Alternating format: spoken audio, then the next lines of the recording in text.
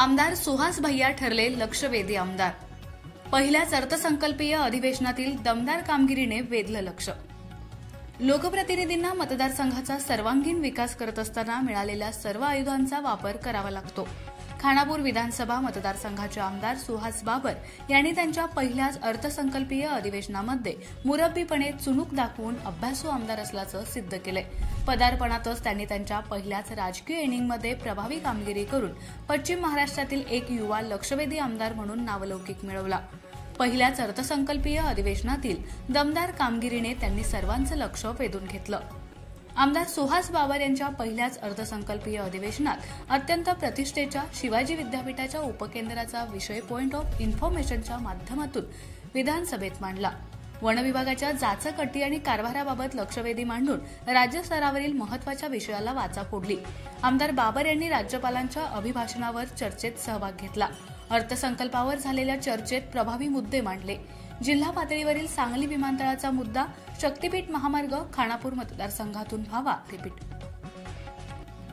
जिल्हा पातळीवरील सांगली विमानतळाचा मुद्दा शक्तीपीठ महामार्ग खानापूर मतदारसंघातून व्हावा। धनगर समाजाच्या गजनृत्याला साहसी खेळाचा दर्जा मिळावा आणि गजनृत्य कलाकारांना मानधन सुरू करावं। बचत गटांचे उमेद मॉल तालुका स्तरातून व्हावेत।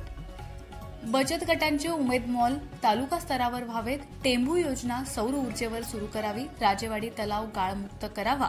ग्रामीण भागातील शेतीमध्ये एआय तंत्रज्ञान विकसित व्हावं। यासाठी क्रीडा, सांस्कृतिक, शैक्षणिक, उद्योग, व्यापार आणि रस्ते अशा विविध विषयांवर अभ्यासपूर्ण मांडणी करत काही राज्यस्तरीय, जिल्हास्तरीय तसेच काही मतदारसंघस्तरीय प्रश्नांना वाचा फोडली। अधिवेशन काळात विटा शहरातील 60 प्लॉट धारकांना शर्तभंगाच्या महत्वाच्या प्रश्नावर महसूल मंत्र्यांच्या दालनात बैठक लावून दिलासा देण्याचा प्रयत्न केला।